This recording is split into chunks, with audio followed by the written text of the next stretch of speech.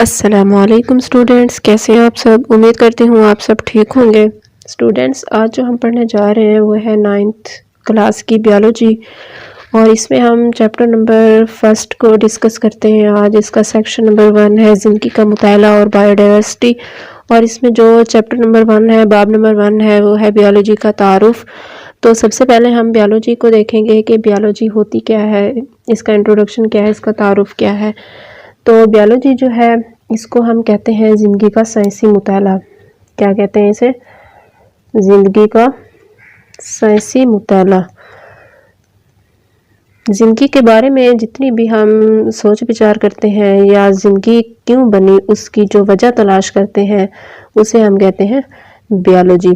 تو بیالوجی کا جو لفظ ہے یہ 2 یونانی لفظوں سے نکلا ہے، 2 یونانی لفظوں سے نکلا ہے، اور وہ لفظ کون سے ہیں؟ ایک ہے بایوس اور دوسرا ہے لوگوس۔ تو بایوس کا کیا مطلب ہے؟ بایوس کا مطلب ہے زندگی، اور لوگوس کا مطلب کیا ہے؟ وجہ تلاش کرنا یا پھر سوچنا۔ تو اس کا کیا بنے گا؟ اگر بیالوجی کی تعریف آ بھی جاتی ہے تو آپ کیسے لکھیں گے کہ سائنس کی وہ شاخ جس میں ہم کیا کرتے ہیں، زندگی کے بارے میں سوچتے ہیں یا پھر ہم کیا کرتے ہیں، وجہ تلاش کرتے ہیں، اسے کیا کہتے ہیں؟ بیالوجی۔ وجہ تلاش کرتے ہیں اس کا کیا مطلب ہے؟ ہم یہ جاننے کی کوشش کرتے ہیں کہ زندگی بنی کیوں، زندگی کیسے وجود میں آئی، زندگی کیسے بنی اور اس کی وجہ کیا ہے۔ تو یہ سارا مطالعہ جس میں آتا ہے، سائنس کی جس شاخ میں آتا ہے اسے کیا کہتے ہیں؟ بیالوجی۔ اس کے بعد کیا ہے کہ بیالوجی کی ڈویژن اور شاخوں کو دیکھیں گے۔ اچھا، اس کی جو تعریف ہے وہ آپ کیسے لکھیں گے؟ سائنس کی وہ شاخ، یہ تو ویسے آپ کو بتا دیا کہ آپ ایسے لکھ سکتے ہیں، تو ہم اس کی جو مین ڈیفینیشن ہے وہ ہم لکھیں گے سائنس کی وہ شاخ جس میں زندگی کے بارے میں کیا کیا جائے، سوچا جائے، اسے کیا کہتے ہیں؟ بیالوجی۔ یا آپ ایسے بھی لکھ سکتے ہیں سائنس کی وہ شاخ جس میں جانداروں کا مطالعہ کیا جائے۔ جانداروں میں کیا آ جاتے ہیں؟ پودے بھی آ جاتے ہیں، جانور بھی آ جاتے ہیں۔ تو اس میں ہم یہی لکھیں گے سائنس کی وہ شاخ جس میں زندگی کے بارے میں سوچا جائے یا پھر جانداروں کا مطالعہ کیا جائے، اسے کیا کہتے ہیں؟ بیالوجی۔ اس کے بعد ہم دیکھتے ہیں بیالوجی کی ڈویژنز اور شاخیں۔ اس کی جو شاخیں ہیں وہ 3 بڑی شاخیں ہیں۔ تو سب سے پہلے اس کی شاخ کون سی ہے؟ زوالوجی ہے، اور اس کے بعد اس کی جو دوسری بڑی شاخ ہے وہ کیا ہے؟ باٹنی، اور اس کی تیسری جو بڑی شاخ ہے وہ ہے مائکرو بیالوجی۔ اب اگر سوال آ جاتا ہے کہ بیالوجی کی بڑی شاخیں یا ان کی ڈویژنز کتنی ہیں اور وہ کون کون سی ہیں، تو آپ کیا لکھیں گے؟ یہ 3 بتائیں گے۔ ایک زوالوجی ہے، دوسری باٹنی ہے، تیسری مائکرو بیالوجی ہے۔ تو اب یہ بھی آ جاتا ہے کہ زوالوجی کیا ہے، باٹنی کیا ہے، اور مائکرو بیالوجی کسے کہتے ہیں۔ تو آپ کو ان کا بھی پتہ ہونا چاہیے، ان میں کنفیوز نہیں ہونا۔ اکثر بچے انہی میں کنفیوز ہو جاتے ہیں، زوالوجی باٹنی میں۔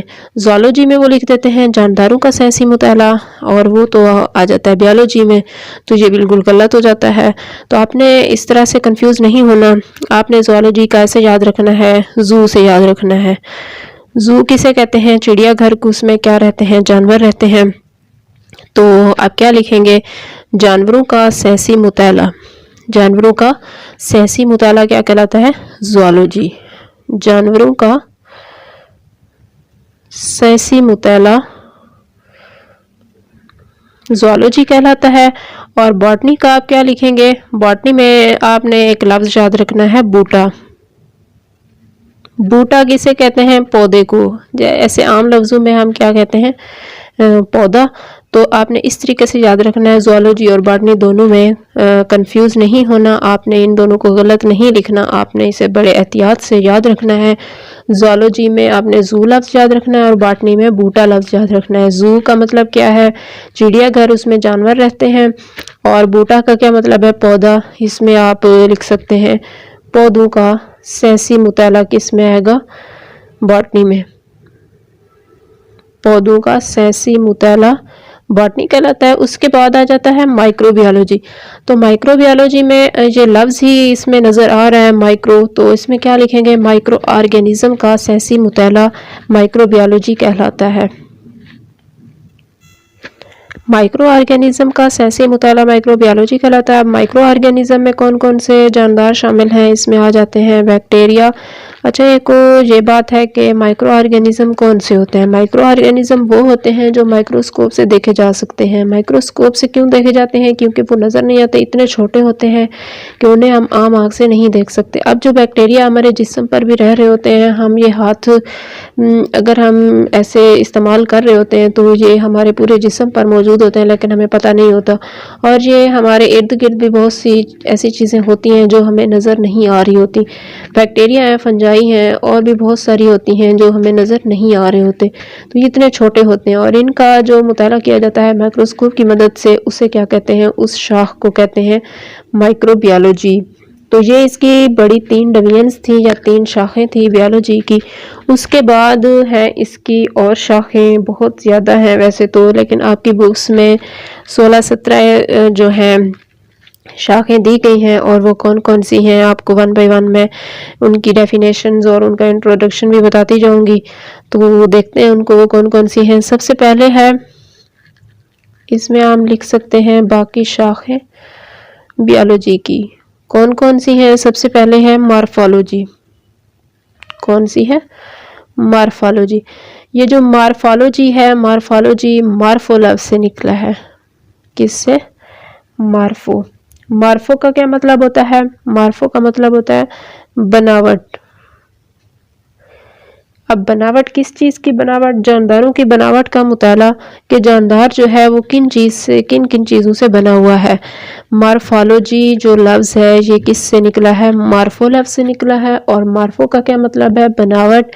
किसकी बनावट, जानदारों की बनावट।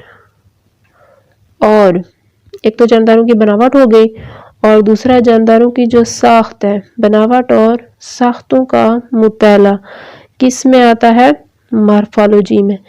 अच्छा, ये जो साख्तें हैं ये कौन सी होती हैं, और जानदारों की बनावट पहले ये देख लेते हैं कि जो जानदार है वो उसकी हम क्या करेंगे, उसकी बाहर की साख्त को देखेंगे कि इसकी जो फिज़िकली ये कैसे नज़र आता है और ये किन किन चीज़ों से बना हुआ है। ये जब उसमें ऐसी शाख में हम जब मुताला करते हैं तो उसको कहते हैं मॉर्फोलॉजी। उसके बाद जो दूसरी शाख है वो क्या है, एनाटमी। कौन सी है, एनाटमी। एनाटमी जो है, एनाटमी किसे कहते हैं, एनाटमी जो है ये बायोलॉजी की वो शाख है जिसमें जानदारों की अंदरूनी साख्तों का मुताला किया जाता है। ये था साख्तों का मुताला, लेकिन इसमें ये जिक्र नहीं किया गया कि कौन सी साख्तें। इसमें हम यही देख लेंगे कि जो जानदार है वो बैरूनी लिहाज से कैसा है, वो फिज़िकली कैसे नज़र आता है, तो इसमें ये आ जाएगा मॉर्फोलॉजी में। और एनाटमी में जो है अंदरूनी साख्तें आ जाती हैं, सारी की सारी अंदरूनी साख्तों का मुताला आ जाता है एनाटमी में। अब अंदरूनी साख्तें कौन कौन सी हैं, जैसा कि अगर कोई बंदा बीमार हो जाता है तो उसके लिए क्या किया जाता है, उसका चेकअप करवाया जाता है डॉक्टर से, और डॉक्टर क्या करता है, उसका वो करता है मुआयना करता है। मुआयना करके फिर वो क्या करता है, उसको देखता है कि इसको मर्ज़ क्या है। बाद में वो क्या करता है, उसको ख़त्म करने के लिए उसका ऑपरेशन करता है। तो जब ऑपरेशन करता है, उसकी सर्जरी करता है, फ़र्ज़ करें उसके गुर्दे फेल हो गए, किडनी उसके ख़राब हो गए, फिर वो क्या करेगा, उसको निकालने के लिए या उसको चेंज करने के लिए वो उसका ऑपरेशन करेगा। अगर उसके हार्ट का कोई प्रॉब्लम है, दिल का प्रॉब्लम है, तो वो क्या करेगा, उसका ऑपरेशन करेगा और देखेगा कि इसको मसला क्या है अंदर से। जो तीसरी इसकी शाख है वो है हिस्टोलॉजी। कौन सी है, हिस्टोलॉजी। हिस्टोलॉजी जो लफ्ज़ है ये हिस्टो से निकला है। किससे निकला है, हिस्टो से। हिस्टो का क्या मतलब है, टिश्यू।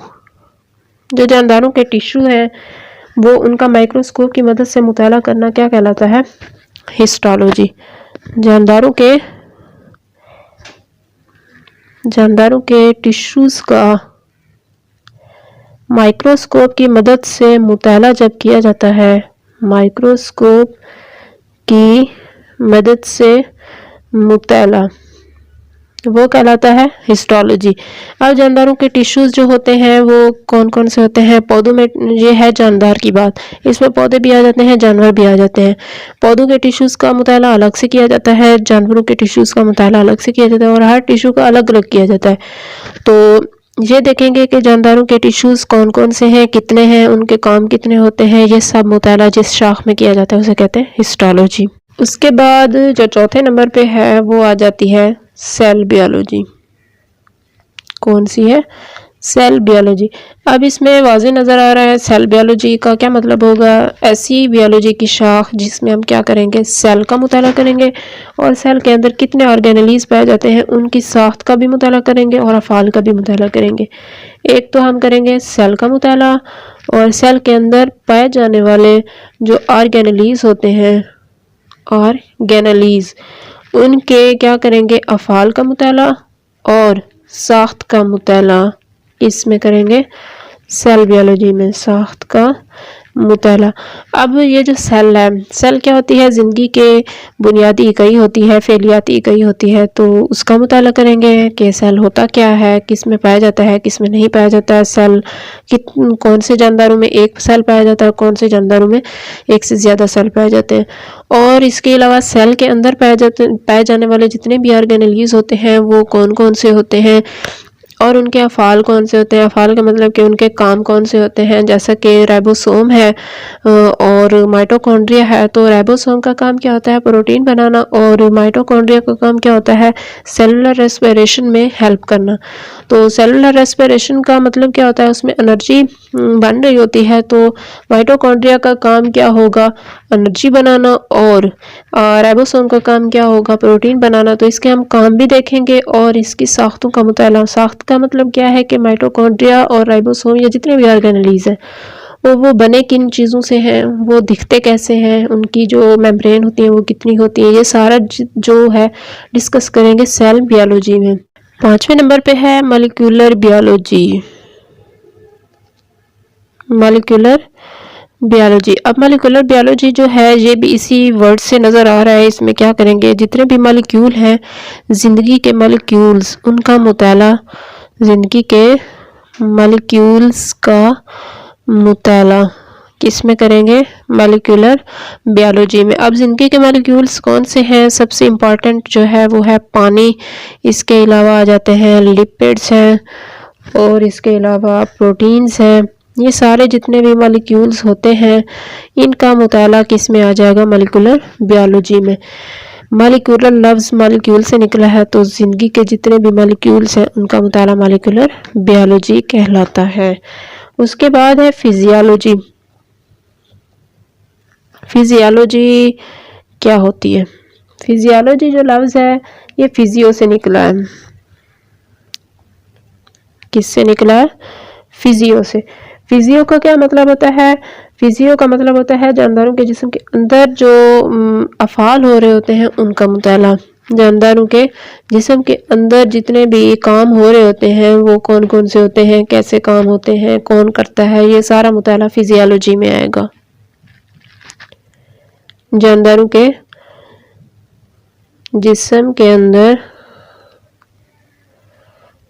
होने वाले अफ़ाल का मुताला, होने वाले अफ़ाल का मुताला फिजियोलॉजी कहलाता है।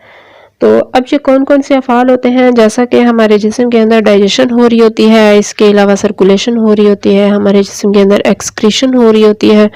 तो ये डाइजेशन कौन करता है, इसके अंदर कौन कौन से टिश्यूज़ होते हैं, कौन से ऑर्गन होते हैं और ये किस तरीके से काम करते हैं, तो ये काम सही होता भी है या नहीं होता, तो ये सारा जो है प्रोसेस कौन करता है, कैसे करता है, तो ये कौन सी शाख में आता है? फिजियोलॉजी में। 7वें नंबर पे है जेनेटिक्स। जेनेटिक्स क्या होता है? जीन का मुताला और विरासत में उसके किरदार का मुताला। पहले ये उसमें जेनेटिक्स में ये देखते हैं कि जीन होता क्या है, उसके बाद ये देखेंगे कि विरासत में इसका किरदार क्या है, जीन कोई काम करता भी है या नहीं करता। तो ये लफ्ज़ जीन से निकला है, इसलिए आपने ये भूलना नहीं है, जीन का मुताला और विरासत में उसका کیا کام ہوتا ہے، تو یہ آ جاتا ہے جینیٹکس میں۔ اور پھر یہ دیکھیں گے کہ وراثت تو ہے لیکن وراثت ہوتا کیا ہے، اس سے کیا مراد ہے۔ تو وراثت کیا کہتے ہیں، کسے کہتے ہیں؟ خصوصیات جب ایک نسل سے دوسری نسل میں منتقل ہوتی ہیں تو اسے کہتے ہیں وراثت۔ خصوصیات کا ایک نسل سے دوسری نسل میں منتقل ہونا، ایک نسل سے دوسری نسل میں منتقل ہونا کیا کہلاتا ہے؟ وراثت۔ خصوصیات جو ہے ایک نسل سے دوسری نسل میں گئی، کیسے؟ جیسا کہ اگر کسی کی آنکھوں کا رنگ ہے گرین تو اس کے جو بچے ہوں گے ان کا رنگ بھی گرین آ جاتا ہے۔ تو خصوصیات ایک نسل سے دوسری نسل میں منتقل ہو گئی، اسے کہتے ہیں وراثت۔ اور اس کا مطالعہ جو ہے یہ کون کرتا ہے، کس میں کیا جاتا ہے؟ جینیٹکس میں۔ اور یہ جو خصوصیات ایک نسل سے دوسری نسل میں جاتی ہیں وہ کون کرتا ہے؟ اس کا کام کرتا ہے جین۔ اس کے بعد 8ویں نمبر پہ ہے ایمبریالوجی۔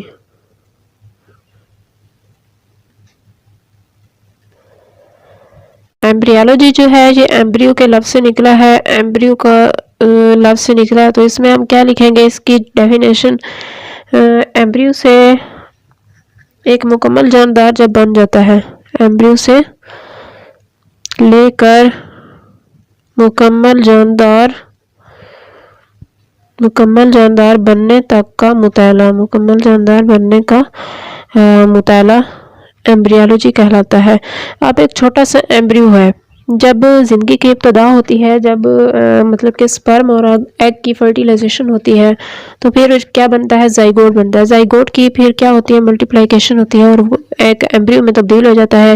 تو اس سے لے کر جب ایک مکمل جاندار پورا بن جاتا ہے تو اس کا مطالعہ آ جاتا ہے ایمبریالوجی میں۔ ٹیکسانومی ہے اس کے بعد، تو یہ لفظ جو ہے ٹیکسا سے نکلا ہے۔ ٹیکسا کا مطلب کیا ہے؟ گروپ ہے۔ تو اس میں ہم کیا کریں گے؟ ایسے جانداروں کا مطالعہ کریں گے جس کے ہم کیا کرتے ہیں؟ جانداروں کے سیاسی نام رکھے جاتے ہیں۔ جانداروں کے سیاسی نام رکھنے، پہلے جانداروں کے سیاسی نام رکھتے ہیں اور اس کے بعد کیا کرتے ہیں؟ ان کو گروپس اور سب گروپس میں ڈیوائیڈ کر دیتے ہیں، گروپس اور سب گروپس میں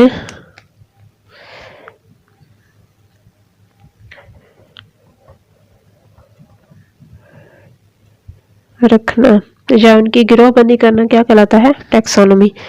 تو کیا لکھیں گے؟ بیالوجی کی وہ شاخ جس میں جانداروں کے سیاسی نام رکھے جاتے ہیں اور ان کو گروپس اور سب گروپس میں رکھا جاتا ہے تو اسے کہتے ہیں ٹیکسانومی۔ اچھا، یہ بات کہ جانداروں کے سیاسی نام کیوں رکھے جاتے ہیں، اس کی ضرورت کیوں پیش آتی ہے، تو یہ بات آپ کو بتاتی جاؤں کہ اگر ہمارے اس میں سارے جانداروں کا ایک ہی نام ہو تو اس سے پھر کیا ہوتا ہے؟ وہ سیاسی نام بن جاتا ہے اور اسے پہچاننے میں مشکل پیش نہیں آتی۔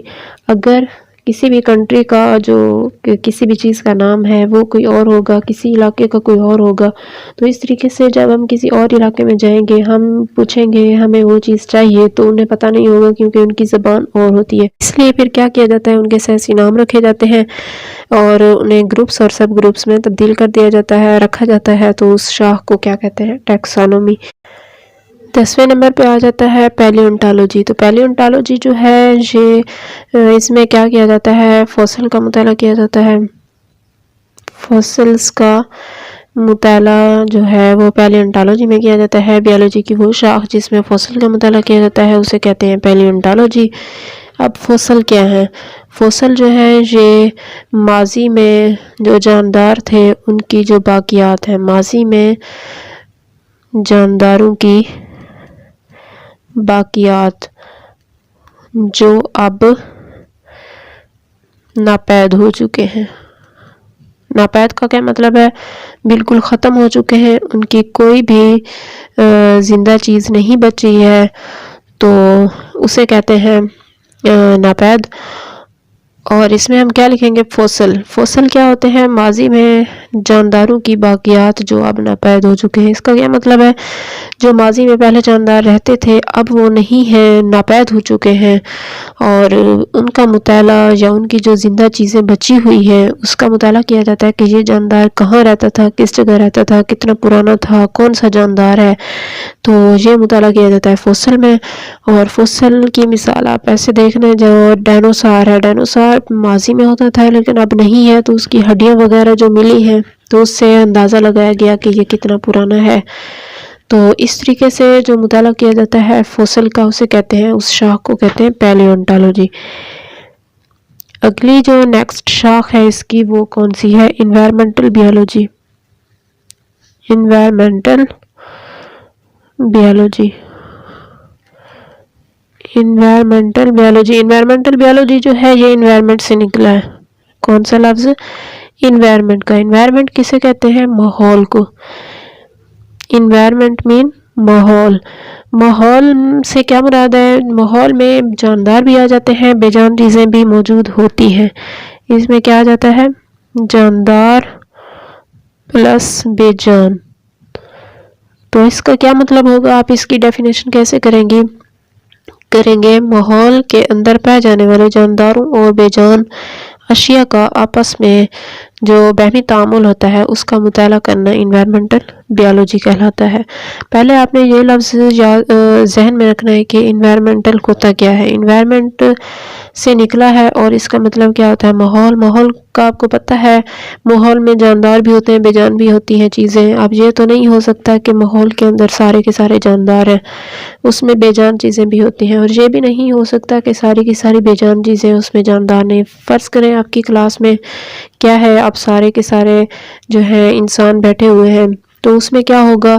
اس میں بے جان چیزیں بھی ہیں۔ بے جان چیزیں کون سی ہیں؟ فرض کریں اس میں پنکھا آ جاتا ہے، کرسی آ جاتی ہے، ڈیسک ہے، اور اس کے علاوہ وائٹ بورڈ ہے، دیواریں ہیں، یہ ساری چیزیں بے جان ہوتی ہیں، اور جاندار چیزیں بھی ہوتی ہیں جیسا کہ چونٹیاں وغیرہ چل رہی ہوں۔ تو اس طریقے سے یہ سارا مطالعہ آ جاتا ہے انوائرمنٹل بیالوجی میں۔ اور 12ویں نمبر پہ جو ہے وہ ہے socio biology. Socio biology. Socio کا کیا مطلب ہوتا ہے؟ سوشیو کا مطلب ہوتا ہے معاشرہ، سوسائٹی سے نکلا ہے۔ یہ لفظ کس سے نکلا ہے؟ سوسائٹی۔ سوسائٹی کا مطلب کیا ہوتا ہے؟ معاشرہ۔ تو اس کا کیا مطلب ہوگا؟ بیالوجی کی وہ شاخ جس میں ہم ایسے جانداروں کا مطالعہ کرتے ہیں جو معاشرہ بنا کر رہتے ہیں، جو سوسائٹی کی صورت میں رہتے ہیں۔ معاشرتی رویوں کا مطالعہ کیا جاتا ہے۔ کس کا مطالعہ کریں گے ہم؟ معاشرتی رویوں کا مطالعہ کریں گے۔ کس کے معاشرتی رویے؟ کیونکہ یہ بیالوجی ہے تو اس میں ہم لکھیں گے جانداروں کے معاشرتی رویوں کا مطالعہ کیا جاتا ہے۔ اور وہ بھی کون سے؟ جو سوسائٹی بنا کر رہتے ہیں۔ جو کیا بنا کر رہتے ہیں؟ معاشرے کی صورت میں رہتے ہیں، سوسائٹی بنا کر رہتے ہیں۔ بیالوجی کی وہ شاخ جس میں ہم ایسے جانداروں کا معاشرتی رویوں کا مطالعہ کرتے ہیں جو معاشرہ بنا کر رہتے ہیں، جیسا کہ حشرات ہیں، کیڑے مکوڑے ہیں، یہ سارے جو ہیں ان کے ایک الگ معاشرہ ہوتا ہے، انسانوں کا ایک الگ معاشرہ ہوتا ہے۔ تو اس طریقے سے اس شاخ کو کہتے ہیں سوشیو بیالوجی۔ 13ویں نمبر پہ آ جاتی ہے پیراسائٹالوجی۔ کون سی شاخ ہے؟ پیراسائٹالوجی۔ پیراسائٹالوجی جو لفظ ہے یہ پیراسائٹ سے نکلا ہے۔ اس میں ہم کیا لکھیں گے؟ پیراسائٹ کا مطالعہ۔ لیکن پیراسائٹ ہوتے کیا ہیں؟ یہ ایسے جاندار ہوتے ہیں جو دوسرے جانداروں کے جسم پر رہتے ہیں اور بدلے میں کیا کرتے ہیں؟ انہیں نقصان دیتے ہیں۔ کس کو نقصان دیتے ہیں؟ جن کے جسم پر رہ رہے ہوتے ہیں انہیں کہتے ہیں میزبان، یا ہم اسے کہتے ہیں ہوسٹ۔ میزبان یا اسے کہتے ہیں ہوسٹ۔ تو اس کی مثال آپ دیکھ لیں، جیسا کہ مچھر ہے یا پھر جوئیں آ جاتی ہیں، تو یہ کیا ہے؟ پیراسائٹ ہے۔ یہ دوسرے جانداروں کے جسم پر رہتے ہیں یا پھر ان کے اندر بھی رہتے ہیں، اور وہاں سے کیا کرتے ہیں؟ خوراک بھی لے رہے ہوتے ہیں، جگہ بھی لے رہے ہوتے ہیں ان سے، بدلے میں انہیں نقصان دیتے ہیں۔ جیسے یہ مچھر ہے ہمارے جسم کے اوپر رہتا ہے اور کیا کرتا ہے؟ ہمارے جسم سے خون نکالتا ہے اور بدلے میں ہمیں کوئی نہ کوئی بیماری لگا کے جاتا ہے، یا اس کے علاوہ اگر بیماری بھی نہیں تو ہمیں بے چین ضرور کرتا ہے۔ اگلے نمبر پہ آ جاتا ہے بائیو ٹیکنالوجی۔ کون سی ہے؟ Bio technology. Bio technology biology کی وہ شاخ ہے جس میں ہم کیا کرتے ہیں، انسانیت کے مفاد کے لیے جانداروں سے مادے حاصل کرتے ہیں، اور پھر اس شاخ کو کہتے ہیں بایو ٹیکنالوجی۔ اس میں ہم کیا کرتے ہیں، انسانیت کے فائدے کے لیے، انسانیت کے فائدے یا انسانیت کے مفاد کے لیے جانداروں سے مادے حاصل کرتے ہیں یا مواد حاصل کرتے ہیں، اور پھر انہیں انسانوں کے لیے ہی استعمال کیا جاتا ہے۔ آپ اس کی مثال ایسے دیکھ لیں جیسا کہ انسولین ہے۔ انسولین کیا کیا جاتا ہے، پہلے ہم بیکٹیریا سے کیا کرتے ہیں، پلازمٹ نکالتے ہیں، پلازمٹ کو نکال کے پھر ہم پلازمٹ کے ساتھ اس انسولین کے جین کو لگا دیتے ہیں، پھر وہ جب اسے دوبارہ پھر بیکٹیریا میں ڈالتے ہیں تو اس کی گروتھ ہوتی ہے اور ہمیں بہت سی انسولین تیار کر لیتے ہیں۔ تو پھر کیا ہوتا ہے، یہی بات ہے کہ ہم جانداروں سے مواد حاصل کرتے ہیں اور پھر اس سے مزید مواد حاصل کر کے انسانیت کے فائدے کے لیے یہ ساری چیزیں استعمال کرتے ہیں، اور اس کا مطالعہ جس شاخ میں کیا جاتا ہے اسے کہتے ہیں بایو ٹیکنالوجی۔ 15ویں نمبر پہ آ جاتی ہے ایمیونالوجی۔ ایمیونالوجی ایمیونالوجی جو لفظ ہے یہ امیون سے نکلا ہے۔ کس سے نکلا ہے؟ امیون سے۔ امیون کا کیا مطلب ہوتا ہے؟ قوت مدافعت۔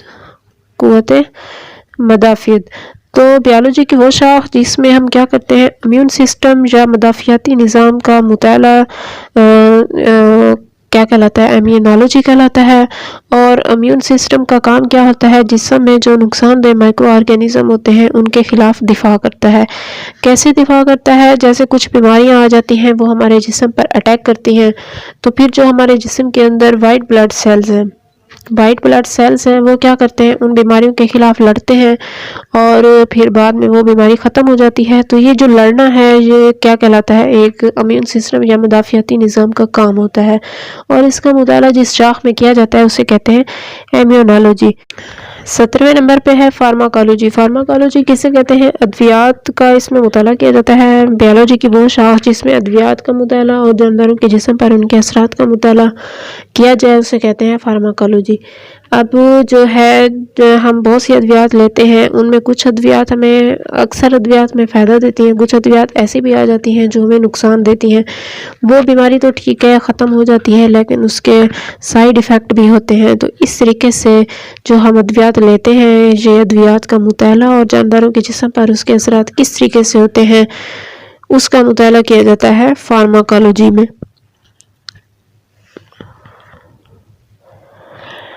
اس کی مثال آپ دیکھ سکتے ہیں ویکسین۔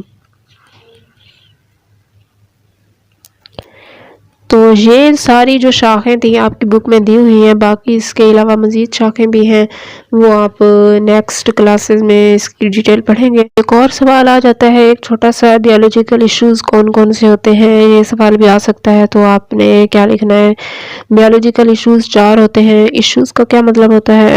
مسئلہ کہ بیولوجی میں کون کون سے ایسے مسائل ہیں جس سے جاندار متاثر ہو رہے ہیں۔ تو اس میں سب سے پہلے کیا ہے، انسانی آبادی میں اضافہ۔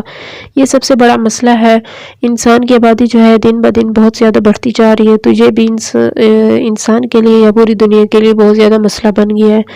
اس کے بعد دوسرے نمبر پہ متعدی بیماریاں۔ متعدی بیماریاں کون سی ہوتی ہیں؟ جو کیا ہوتی ہیں، ایک انسان سے دوسرے انسان میں منتقل ہو جاتی ہیں، پھیلتی رہتی ہیں اور کافی زیادہ پرانی ہوتی ہیں، قدیم بیماریاں ہوتی ہیں، اور یہ بھی ایک بہت بڑا مسئلہ ہے۔ اس کے علاوہ نشہ آور ادویات، آج کل کے دور میں ہر آدمی جو ہے وہ نشے کی لت میں پڑا ہوا ہے، تو نشہ آور ادویات کا بھی بہت زیادہ مسئلہ بنا ہوا ہے۔